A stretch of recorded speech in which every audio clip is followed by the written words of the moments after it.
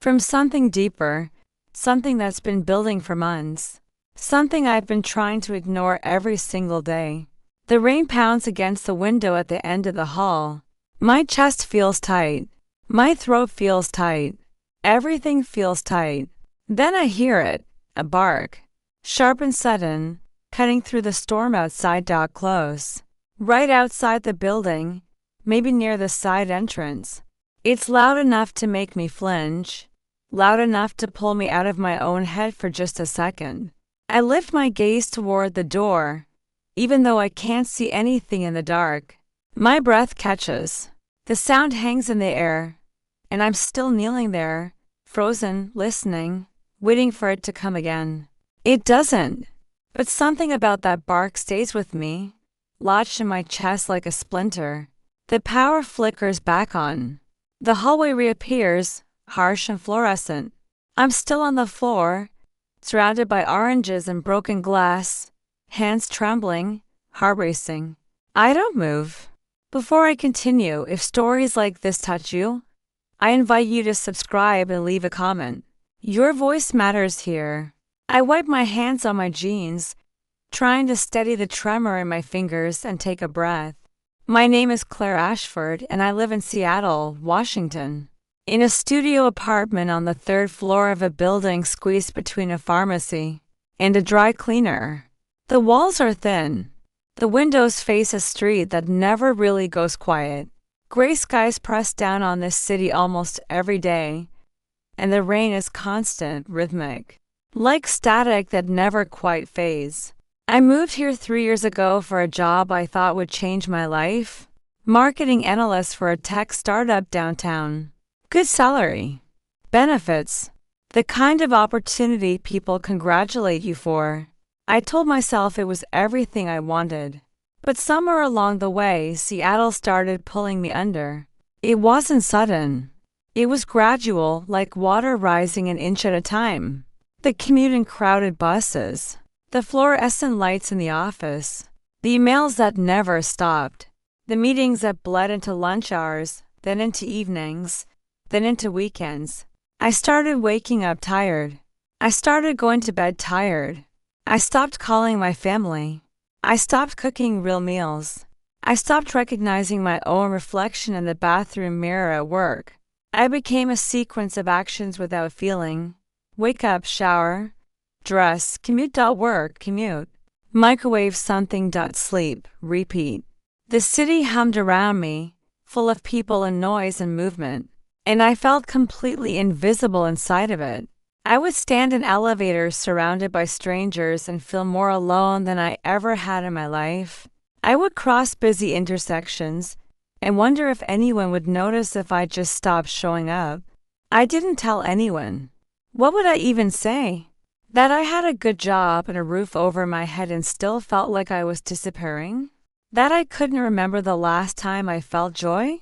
That I'd started flinching at sudden sounds because my nervous system was always on edge? 3 weeks ago, I had a moment in my apartment that scared me. I was sitting on my couch, staring at the wall, and I realized I couldn't remember what I'd done that day. Not a single detail. Hours had passed, and I had no memory of them. I wasn't tired. I wasn't sad. I just wasn't there. That's when I noticed the silence. Not the absence of sound. Seattle is never truly quiet, but the absence of presence. The apartment felt like a waiting room. I felt like a ghost in my own life. I thought about leaving, packing everything and going somewhere else, starting over. But I didn't have the energy. I didn't have the clarity. I barely had the will to keep getting out of bed. So I stayed, and the city kept pulling. I didn't know it yet, but that bark I heard outside my door, the one that cut through the storm and froze me in place, wasn't the last time I'd hear it. A week later, I'm walking home from the bus stop under the same heavy rain. Same gray sky, same weight pressing down on my chest. My umbrella is cheap, half broken, flipping inside out every time the wind picks up. Water soaks through my jacket at the shoulders. My shoes are wet. My socks are wet. Everything is cold and damp and miserable. and I'm too tired to care. I take the shortcut behind my building, past the dumpsters, and the chain link fence that separates the alley from the parking lot. It smells like garbage and wet pavement. A streetlight flickers above me, buzzing faintly. Then I hear it. A whimper. Soft, almost lost in the sound of the rain. I stop walking. My hand tightens around the umbrella handle. I stand there, listening, trying to figure out where it came from. It comes again. Closer this time. Behind the dumpster. I hesitate. Every instinct tells me to keep walking, to go inside, to not get involved. But something pulls me forward. Maybe it's curiosity. Maybe it's the same numbness that's been driving me for months, the inability to feel anything strong enough to stop me. I step around the dumpster, umbrella trembling in my hand. A dog steps out from the shadows. He's soaked. His fur is matted and dark with rain, clinging to his ribs. He's medium-sized, maybe a mix of something shepherd, maybe or lab. His eyes are gentle, exhausted. He doesn't bark. He doesn't run. He just stands there looking at me. I crouch down slowly, extending one hand. My heart is pounding, but I'm not sure why. He's not aggressive. He's not threatening. He just looks tired, like he's been carrying something heavy for too long. He takes a step closer, then another. His nose touches my fingertips, cold and wet. I exhale, and I realize I've been holding my breath. "Hey," I whisper. My voice sounds strange, like I haven't used it in days. "You okay?" He doesn't answer, obviously. But he doesn't pull away either. He stands there, shivering, and something in his eyes makes my chest ache. I glance around the alley. No one. No collar. No leash. Just him, alone in the rain. I should call animal control. I should walk away. I should do literally anything other than what I'm about to do. But I don't. "Come on," I say quietly, standing up. I start walking toward my building, and after a moment, I hear his footsteps behind me. Soft. Hesitant, but following. I unlock the side door and hold it open. He hesitates at the threshold, looking up at me like he's asking permission. "It's okay," I tell him, though I'm not sure if I'm talking to him or to myself. He steps inside. We climb the stairs together, slow and quiet. I unlock my apartment door, and he follows me in, dripping water onto the floor. I grab a towel from the bathroom and crouch down again, gently drying his fur.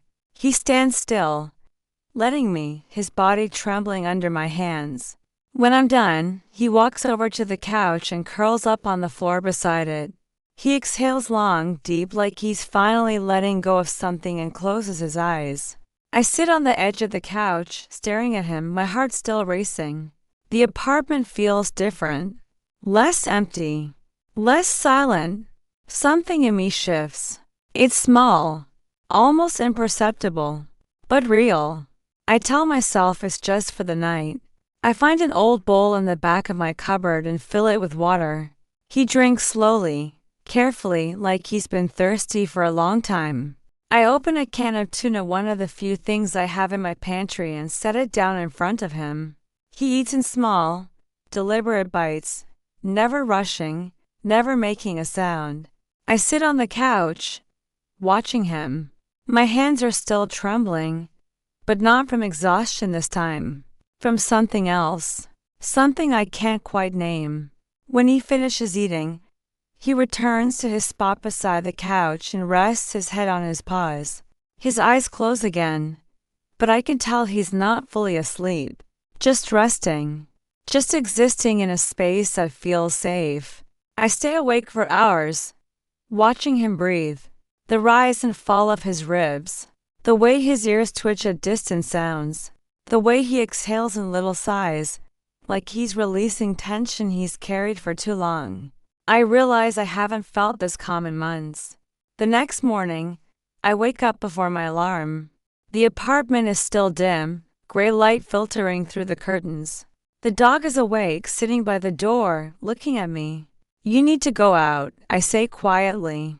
I grab my jacket and his makeshift leash belt I threaded through his collar earlier, and we step outside together. The rain has softened to a mist. The streets are quiet.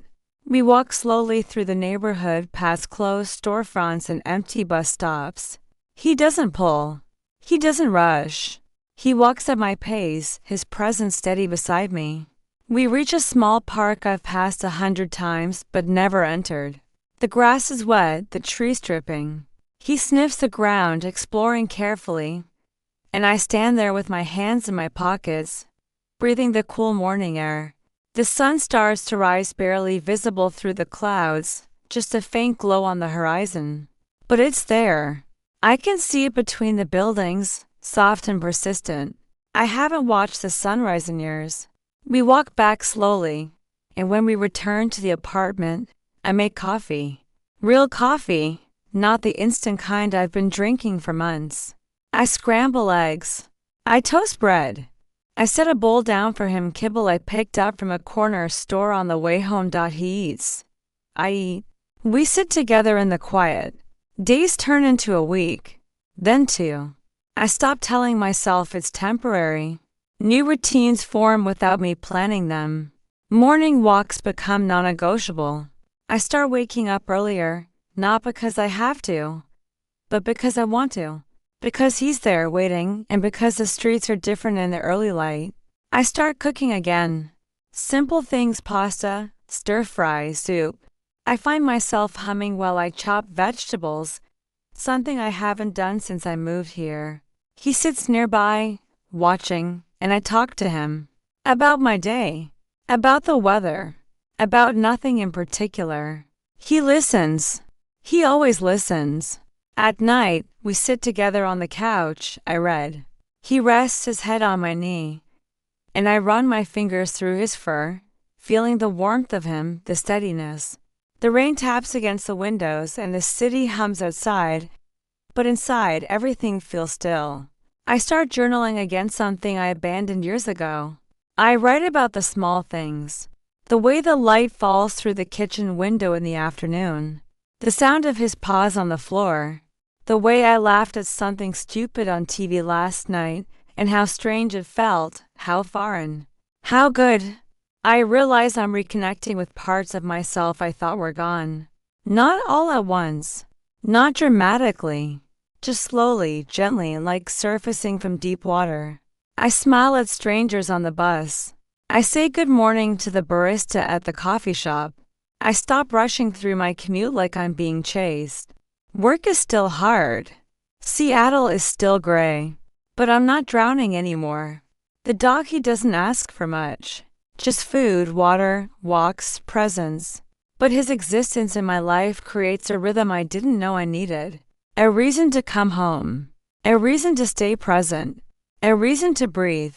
One evening, I'm sitting on the floor with him, and he rests his chin on my shoulder. It's such a small gesture, but it breaks something open in me. I close my eyes and let myself feel it. The warmth, the trust, the quiet, uncomplicated love. I'm not fixed. I'm not healed. But I'm here. Fully here. And that's something. Until one morning, something happens that finally makes me breathe again. We're on our usual morning walk, following the route we've taken every day for weeks now. The mist is heavier than usual, clinging to the streets, softening the edges of everything. We're passing a small park near Elliott Bay when he stops abruptly. I look down at him. What is it? He doesn't move. He just stands there, looking at something ahead, and then he nudges my leg gently with his nose. I follow his gaze. There's a bench overlooking the water, empty, facing the bay. The fog is lifting slightly, and I can see the outline of the skyline in the distance.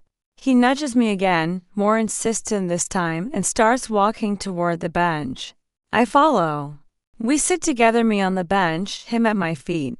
The water is calm, gray, reflecting the sky. I watch the waves, slow and rhythmic, and I feel something loosen in my chest. Then the clouds part. Just a little. just enough for a single beam of sunlight to break through and hit the surface of the water. It's brief, fleeting, but it's there, and I break.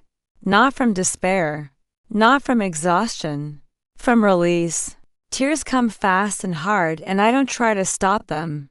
I press my hands to my face and let myself really cry for the first time in months. Maybe years. The dog shifts closer. He places one paw gently on my leg, grounding me, anchoring me. I reach down and rest my hand on his head, and I feel his warmth, his steadiness, his quiet presence. I cry until I can't anymore, until my chest feels lighter, until the tightness that's lived in my throat for so long finally eases. When I open my eyes, the sunlight is gone, swallowed by clouds again. But I feel different, clearer, like something inside me has finally unlocked. The dog looks up at me, his gentle eyes calm, patient, knowing. "Thank you," I whisper. He rests his head on my knee, and we sit there together, watching the water, breathing in sync. Weeks later, I'm standing on a hill overlooking the city.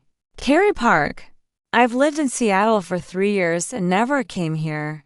The dog sits at my side, calm, steady, his fur ruffling slightly in the breeze. The skyline stretches out in front of us, the Space Needle rising above the buildings, the water glittering faintly in the distance. The sky is still gray. It always is. But I don't mind anymore. I feel whole again. Not perfect, not without struggles, but present, connected. Alive. I chose to stay in Seattle, not because I'm trapped, but because I've learned to breathe here again. Because I've learned that healing doesn't mean running away. It means finding small moments of light in the gray. It means letting something remind you that you're worth showing up for. I look down at the dog and he looks back at me, his eyes soft, trusting. I smile. I don't know what his life was like before I found him. I don't know where he came from or what he survived. But I know he found me when I needed him most. Or maybe I found him. Maybe it doesn't matter. The wind picks up, carrying the scent of salt water and pine. The dog leans against my leg, warm and solid, and I rest my hand on his head. We stand there together, overlooking this city that almost swallowed me whole, and I feel grateful. For the rain, for the gray, for the quiet mornings, and the gentle routines and the small, persistent light that breaks through the clouds when you least expect it. For him. If this story touched you, consider subscribing and sharing your thoughts below. Your voice truly matters here. I thought I was saving him, but he saved me.